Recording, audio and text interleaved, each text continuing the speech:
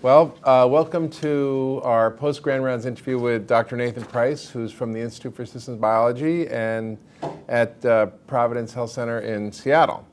You just gave an extraordinary talk about the future of healthcare, and it's hard for many people to wrap their heads around what systems biology can do for the average doctor in the clinic, and also how insights from what you're doing kind of can revolutionize our ideas about disease.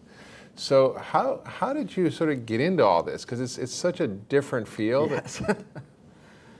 Yeah, and so it's interesting. So yeah, my background started by building these genome scale models for metabolism.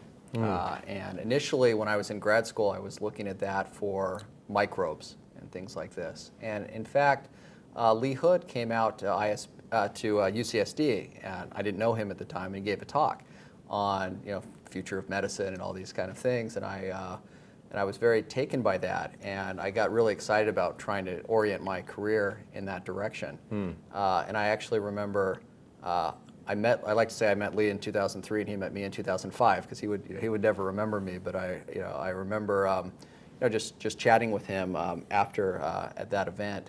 But basically, I got really just deeply interested in systems medicine, and so I shifted sort of what I was doing into human metabolism, and then from there I went to ISB, did a postdoc with Lee in systems biology on loan from a faculty position I'd accepted at the University of Illinois, and then 4 years later I came back.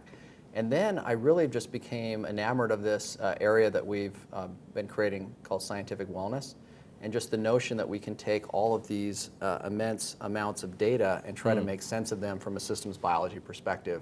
And that's really what I've devoted the last many years of my life to. I mean, it's extraordinary, this whole idea of scientific wellness, because as doctors or practitioners, we look at a set of lab tests, a CBC, a chem screen, and a few other tests, and if they're not abnormal, we go, oh, you're healthy.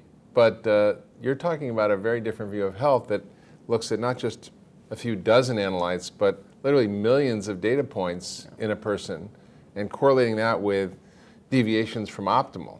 Because you're not just settling for, I'm not sick, you want to figure out how to actually scientifically understand wellness and actually then intervene if people are sort of off that, but in a pre-disease state. Yeah, that's exactly right. So we think that there are many elements of systems that can go awry, and they can go awry in smaller kind of ways. And the idea is that if you optimize those systems, if you can avoid those problems happening in the first place, to the extent that's possible, exactly, you can really have a much more optimum version of your own health. Yeah, so can you give us an example of like what you might see in looking at these dense dynamic data clouds that you collect on these patients? What do you see that kind of gets you to understand what wellness is? Like what are you learning from that analysis? Yeah, that's a great question, and it's definitely the harder side of things. It's interesting because if there's been so much money and research poured into disease that when we want to look at disease markers or things like that, there's just a whole rubric of things that we can apply to, and that other side is much more challenging. So one of the things that we're really trying to do is to partner up with some groups that are interested in like exercise physiology, measuring different elements that we recognize as health, and also monitoring people in, for example, who have gone through the Aravale program or things like that, where they have made a lot of improvements in health. And one of the things that we're diving in on is trying to understand, all the molecular changes that happen as a function of that. And so one of the really interesting ones that you can dive in on is when people go through healthy, let's say their cholesterol's in bad shape. And if they go through a bunch of healthy activities, they can move that cholesterol into a good space. But there's all these other ancillary changes that happen with that. And what we're doing right now is like taking a view of that, and then you compare it to, say, taking a statin, right? And the statin has its, it has its effects, and it will lower the cholesterol, but it doesn't necessarily result in all those other ancillary effects that happen with the lifestyle effects. And so it depends on how you get to the result you want, right? Exactly. If you lower your blood sugar with tons of insulin, that may not be as good as with eating better and exercise. Exactly. And so what we'd really love to do then is to understand molecularly like why those are and what are ways that we might be able to help accelerate that process. And over time, one of the things we'd really love to see are abilities to intervene in ways that just help make as beneficial as possible a lot of those lifestyle changes, because your body often fights you, right? So if you're trying to lose weight, right, which is something that a lot of people try and struggle with and is hard, and one of the reasons for that is that your body is essentially programmed to try to keep weight on, right? It's just our evolutionary history from the past. You don't let go of it easily, and so when your body starts losing all those fat cells, it has triggers that say, that really is trying to get you back. Your set point is there. What is it? We have hundreds of genes that protect us from starvation, but very little that help us deal with obesity. Yeah, because it hasn't been a problem until very recently. Right. In a million years, we'll have those. Hopefully not. A long time to lose weight. I'll lose weight in a million years. In humanity, yeah. But right, so we don't want to wait that long. And so, but basically, can we develop with these approaches methods that might help to give the body signals, for example, that would then help you on your journey? Those are the kind of things that we're looking for. Yeah, powerful. And when you think about all these ancillary changes you're talking about, I mean, it seems to me you'd be able to look at interventions as well as pre-disease states. So you can change someone's diet, or you can change someone's nutritional supplements and actually see how all these ancillary things are manifesting. So when we say vitamins don't do anything, you'll be able to actually see if they do or not. That's exactly right. And so that's what we're so excited about, because these, these what we call the personal dense dynamic data clouds, they give you an insight. And so, for example, if someone goes on probiotics or prebiotics, like you can get the microbiome before, you can get the microbiome after, and you can look at it. You can look at time series of these things, and you actually get a sense. All right, did this in fact achieve what you wanted it to achieve? Or when you go through, all the different dietary changes and things like that, you really can get a view of, did this in fact do something for you, or did it not? Yeah. And that's, I think, really powerful, because it provides a really strong, over time, it's a really strong evidence base to all of these kind of things, because you have an increasingly growing population for which there's a lot of data about how those things are operating. Extraordinary, yeah. I mean, you mentioned a case where you found low levels of cystine, which is a precursor of cysteine, which is a precursor of glutathione. Yes. And in those patients, in that group, there was a higher chance of getting inflammatory bowel disease. Yes, yes.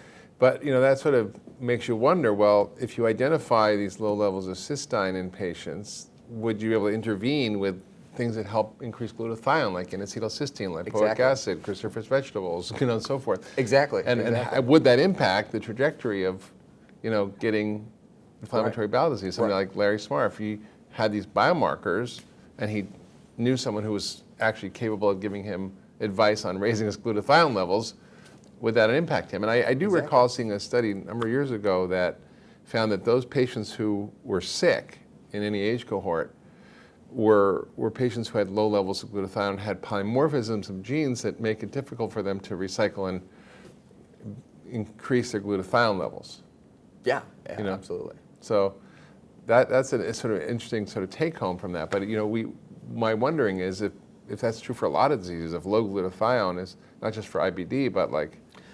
That's what we think too, is that well, and I'm going to use an example from a good friend of yours, Jeff Bland. Yeah. And so, one of the things that he's talked about, and I really like, is there's a tribe of Indians, right, and we or of Native Americans, excuse me, and for the Native Americans, basically, there is they're talked a lot about having genes for diabetes, right? They have diabetes genes. But they don't actually have diabetes genes. They have genes that were really well adapted to live the lifestyle that they've lived eating for very little in the desert. Eating very little in the desert. Right. And so there's this whole notion that that the genome is not about your death; it's about your life, or it's not just about. And in the public, we've actually they're not necessarily disease-promoting genes. They're actually health-creating genes in the right environment. Exactly. That's exactly right. And so that, I think, is such a powerful concept. And one of the things that we're really trying to think deeply about right now is how do we map, because so many studies, as I mentioned, they're all done on disease risk. And that's why even in my talks and so forth, I do focus a lot on disease risk, because that's what we have. But I actually think that that's not really the best way to interpret. And I do think that as we start getting around, like, your optimal ability to combat oxidative stress via glutathione, your ability to regulate glucose, your ability, just all these positive aspects, And what I'd really love to do is to map from all these data into these metrics of wellness, as we call them, but basically are related to optimal functioning of these different states. Because I do think a lot of diseases, and especially the risk for diseases, will probably map into a number of those functional systems. Absolutely. You know, I mean, that's the whole premise of functional medicine, that there's these dynamic, interacting nodes of biology, these functional systems, that when they deviate from optimal, disease happens, right? So, you know, we have our very rudimentary way of looking at the immune system, or at the gut, or at hormones, or mitochondria, or you know, detoxification. But what if, you know, we had a whole nother level of analysis that can actually guide us to where there's more deviations and how to optimize them? Because you not only can look at them before, but you can actually intervene and see what happens after, which is even more interesting to me, because then you can go, well, wow, we did this thing, and we can actually validate the intervention. Exactly. You know, because we know that this maps to this problem, and when we can optimize it, it's less likely.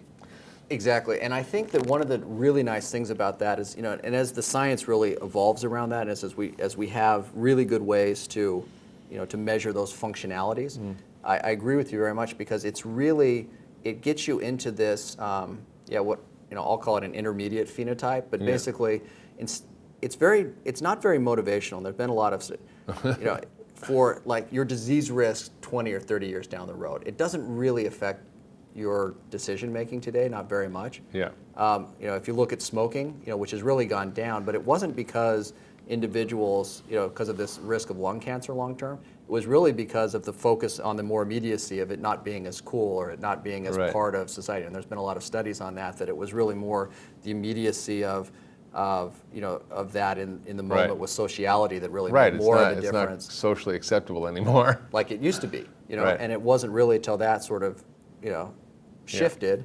that it really started going down. And so I think with these intermediate phenotypes, I think the notion is it would just be fantastic if you know, if we have these great measures, then you can really say that, you know, someone is improving, you know, the functionality of all these different systems, and they can see that in a really quantitative way. It's much more motivating, I think, because it's shorter term, and it's, you know, you can see it. You don't have to wait 20 years to see if I don't get this disease, which is this, you know, outcome, hopefully in the far future. Yeah, and the hypothesis is that if you optimize these metrics, that you'll feel better, because nobody wants good numbers; they want to feel good. Yeah, right. Exactly. That's right. You know, that really makes an impact in their life. Yeah, that's true. It's really amazing. I think the other thing I sort of wanted to ask you about was how your work, looking at correlation of these analytes and disease and health, how that impacts evidence-based medicine. Because right now we have the randomized controlled trial as the gold standard, but there are some serious flaws with that when looking at this kind of information, and then also informing clinical practice. Because now we go, you have to have an RCT to actually have an approved clinical intervention, but we're talking about a very different way of thinking about how we're going to do research in the future. Yeah, and I think there are a number of elements to that. One, you know, in terms of evidence-based medicine, for one, it's a very well-named area in the sense that no one wants to be non-evidence-based medicine, right? In a sense. Yeah. So, you know, no one wants to be. It's like the Clean Air Act. No one wants dirty air, right? That's right. There's no, you know, I don't want to be evidence-based. So that's a notion. But along with that, there are difficulties, though. So if you imagine, you know, this world, and there's, you know, President Obama and others, you know, have really pushed precision medicine, for example, you know, to use a term that's well out there, and functional medicine would certainly, this would apply to. But if there's this whole notion of, you know, but if you really want highly personalized treatments, so a blinded RCT is, you know, is a wonderful design. It has very high level evidence for it, but there's certain assumptions that go with it. So one of those is that it pushes a mindset that's really based on like the one pill kind of an idea.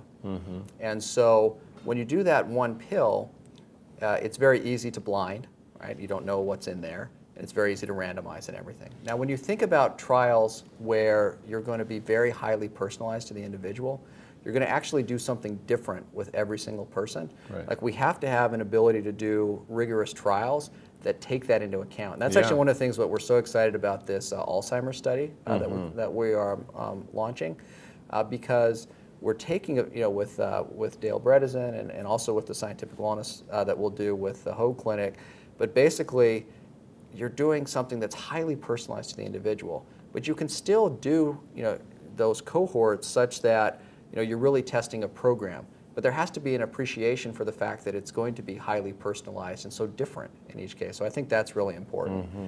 The second element I will say is that we really have to learn a lot from the real world, and big data approaches give us an ability to do that. Mm-hmm. So, the National Academy of Medicine actually, talked about a learning healthcare system. This had a report a few years ago about that, and that I think is really critical. And you have all the big tech companies, Google and so forth. They're just all the big tech companies amassing huge amounts of data and learning on it. And that's a very different And we don't form. do that in healthcare. And we haven't really done that in healthcare, and we need to, because you might do your RCT, and there are certain limitations to that too, because it's a very carefully controlled population. And it's matched, right? So the idea is to have a homogeneous population. It's homogeneous, and then you average it, and you lose a lot of that individuality. And so what we're really interested in is having deep data across everyone. Mm-hmm. You can do even N of 1 dives, and we could talk about that. But essentially what you want to do is then aggregate very similar cases. Right? You're aggregating people that are more genetically, environmentally similar, for example, and you do your statistics on that. The other element is that with the RCTs and so forth, you might have a fairly, your population may not actually represent well the population out there in the clinic. Mm-hmm. And so if you don't have that, so it has big limitations in that in that way. And so a learning healthcare system, then you're actually following the outcome in real time in the real world. And if you have clinics that are doing, well, and the other element, I think this would probably get to what the kind of things that you're doing, when you have things that are quite rare, in other words, a particular convergence of many factors, the more factors you have, the less there's anyone that looks like average. Right. There's a great book that just came out called The End of Average. Yeah. And it's not about healthcare, but it's just about all these studies that have been done. When they designed cockpits for the average man, for example, turned out that every pilot had something that really didn't work for them, and the number of accidents was actually higher. And they went in and they decided that they had to customize everything so it was adjustable for every person. Yeah. And accidents went way down. Other elements of that is that basically when you get into a higher dimensional space, there all of a sudden ceases to be anybody who's average on all those measures. Yeah. And so that average person doesn't exist. Right. And so when you take that into medicine, you may actually be dealing with certain cases where the confluence of what's happening in their microbiome with what's happening in their diet, with what's happening in their life, that's their scenario. It's not the scenario of a million people. Yeah. And so an RCT is actually not set up well to deal with that kind of really strong personalization. So it's not a real world scientific model. It's actually great for drug discovery and drug validation, but we're talking about applying a whole different set of methods that don't work according to that model. And I think so where you can do them and where they apply, it's great. Blinded RCTs, there's a reason that they've been used, but the medicine that we envision for the future, it has to evolve a model that that's rigorous and that recognizes like the deep inherent personalization that has to happen. And that's one of the things we're really excited about. Kind of like Amazon that knows what movies you want to watch or what books you want to buy. Yeah, right. Yeah, there's no average Netflix watcher. There's no average, there's a million different, everyone has their own tastes, and there's things that are more popular and less, but there's no sort of like typical average viewer. And so, and as all the other parts of our life are becoming highly personalized, medicine has to do that as well.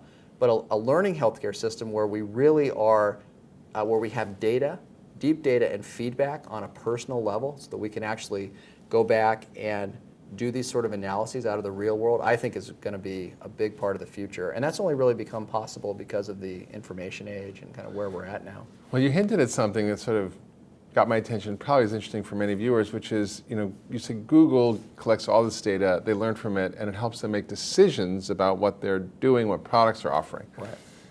In medicine, we don't do that. We don't have any decision support except what we learn in medical school or in our training, and our brains, which is, often lacking in the ability to collect all this information, synthesize it, and have the right output of what we're supposed to do. Yes. And we face that every day. And so how do you see this actually helping decision support? Because you talked about your scientific wellness initiative in Araval, which actually is guiding people based on this data that you're collecting into changes in their lifestyle and their diet and supplements and who knows what else. How do you kind of translate all this data into decision support, and what does that look like in the future, and how are you doing it now in terms of guiding people based on what you're finding? Yeah, it's a great question. And I think the healthcare system, there's clear and I think pretty broadly recognized need for change and need for this adoption. And healthcare has actually been one of the slowest adopters of technology. It was interesting. I went to a talk recently, and they did this analysis. And I don't know the details of all of it, but basically the pace of change in different disciplines. And one of the ones that just jumped out at me is that one of the disciplines that has changed much faster and adopted technology much faster than medicine, farming. So I think farming's been around since since we switched from being hunter-gatherers. Yeah. And yet, if you do on many metrics, if you look I didn't think you were going to say that. I thought you were going to say farming. That's why it stuck out to me. And they're like, yeah, on this, you're right. It's it's not. Yeah, sure. Google and Apple and electronics, sure, but farming actually has advanced very far in terms of that. So medicine has been quite slow, and there are reasons for that. One is that it has a very strong regulatory structure, so its ability to change is hard. And there's some reasons for that, obviously, safety of individuals and so forth. But it's also very reticent to things that would benefit health greatly, and so it can be a little bit slow moving in that way. So if we think about the future, though. As we go from being really data poor to being data rich, like we do all this fancy stuff. I went to the doctor recently, and it's a stethoscope. Is like breathe in, breathe out. Like, yeah, that's not a virus. Here's an antibiotic. And you're like, really? That's that's what we're doing. Maybe that's fine, but it seemed, we don't know what this microbiome, we don't know what this is doing to my microbiome. We don't. Right. Do you even know what pathogen it is? Do we? We haven't sequenced it. We haven't. People in science like me, we're like, you sequence a pathogen, you design a CRISPR to kill exactly that. You delete its unique genes, and then it's gone. And we're not even close it's still to that. pretty much in the. We're not there. There are cost considerations and all that, of course.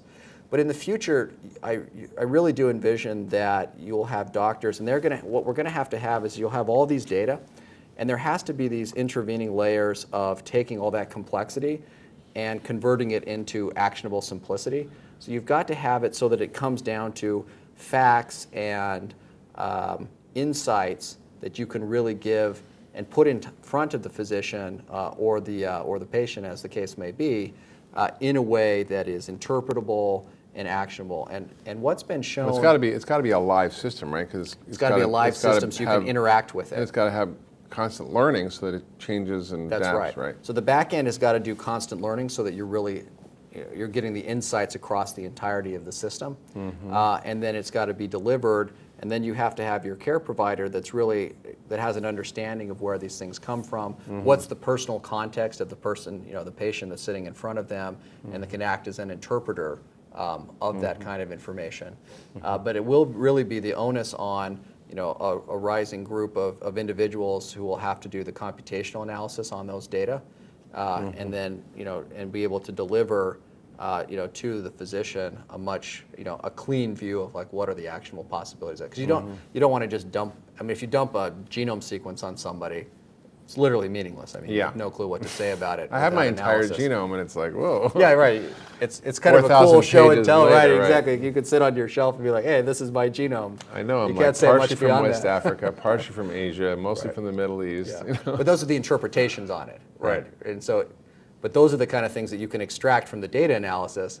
But those are like the insights you get, from the genome. So, Because I think that's sort of the next stage of healthcare is really who out there is actually helping build these decision support tools for providers so that we can use this data, because otherwise it's sort of unusable, right? If you Right. collect thousands and thousands of data points that doctors are looking at them, like, what does this mean? How does it connect? You know, some of us will be able to look at it and have more connections. Like if we know that cystine is low, we know that's connected to glutathione, but most doctors wouldn't know that. Right. And you know, how do we begin to actually intervene that way? And letting people really interface with it, because it's interesting, because there's all this talk about, and I did a panel at Bio a couple weeks ago on artificial intelligence in healthcare, and so there's all this interest in that, you know, and you can point to things like chess or Go, you know, where the artificial intelligence sort of crushes the best human expert. Right. What's a little bit less well known is that if you take a human expert that has access to a computer system against just the AI itself, that the human that has the ability to leverage some of those things that the computer could do actually will then crush the AI. And so it's like this, it's this interesting interface, and I think that will probably be true in healthcare as well. You know, because there are certain things that computers do really well, but they're different than what humans do really well, very different. And so some of this then is really trying to put empowering information at the hands of doctors so that you can actually navigate this world in a way that's simplified down to a degree so that it's actionable bits, but that you can actually dynamically interface with that to figure out what's really needed for the patient. So how far are we from that happening?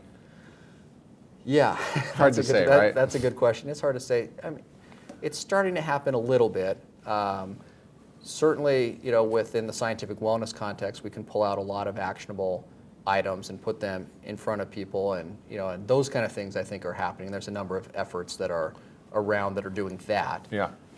In terms of the dynamic interfacing back with physicians, it's a tall task. I think we're still fairly early in just gathering all the data, but I would imagine within the next 5 to 10 years that we'll definitely start seeing more and more of that. And I know there already are some systems that do that to a more limited degree. I think it's just a question of how expansive that becomes. And the measurable data is easier, but the stories of people is harder to map, right? And as functional medicine practitioners, we see these patterns in the data. You take a patient with autoimmune disease, you can track back the trajectory. They had, C-section, not breastfed, early antibiotics, starting to have gut issues, maybe allergic issues, and progressed to autoimmune disease. You see this pattern over and over again. And yet it's not described anywhere in the literature, nobody's paying attention to it. We see it, but how does that data get actually in this data cloud that you're talking about? Because I think that there's so much learning to be had from that. It's not just about measuring the genome and the microbiome and metabolome, because those are downstream effects from all these phenotypic patterns. I totally agree, the phenotype and the genotype story is key. So I think harnessing all that kind of information, certainly out of electronic medical records, is important. One of the issues there is, electronic medical records are kind of notoriously It ain't the iPhone. It ain't the iPhone. Yeah, exactly. So it's tough. So we actually need a revamping throughout the healthcare system, because we've got to get good data into these systems as well as good data out. I think if the systems, and there's a little chicken and egg kind of thing as well, like how do you catalyze it? Because I think that most physicians, when they're jotting down their notes, they're not thinking about the power of this in the context of a big integrated system, where there's going to be learning and everything coming back to them. But if you have such a system where it's really coming back, maybe there's more of there might be a little bit more of a focus on making sure that those things are, really complete. I don't want that. Maybe that sounds a little more negative than I mean it to be, but it's just, it's hard. Doctors are busy, they're doing a million things. It's just that's not, they're jotting it down. But they're not thinking about, this needs to be in the same ontology as the person, as the other doctor down the hall, right? Because there's no coordination. Maybe it's patient entry like data that. Through questionnaires and other. Exactly, and so it's more standardized. Right, and so I don't have all the answers to that, but just how. You don't? Yeah, obviously, but how do we? But thinking about that from a holistic perspective, right? So it's not important. just we're not going to pay attention to this, and the data folks will try to figure out how to do that and do that to some extent. But you really need a system that embraces that, and whoever solves that's really going to have a huge lead on the future. Because in a lot of ways, we learned in medical school that how you make a diagnosis is history, history, history, right? Yeah, yeah. And it's powerful, and it's more squishy data, Yeah. but it's actually super relevant. And I think that's sort of, I would task you with solving that for us. Well, think about it. Thank you so much for Yeah. joining us, Dr. Price, and really look forward to seeing what comes out of the Institute for System Biology, and particularly the Alzheimer's research you're doing, and it's really exciting. Absolutely. Well, thanks so much. Thanks for having me. It's a pleasure Sure. to be here. Thank you. Yeah, thanks so much.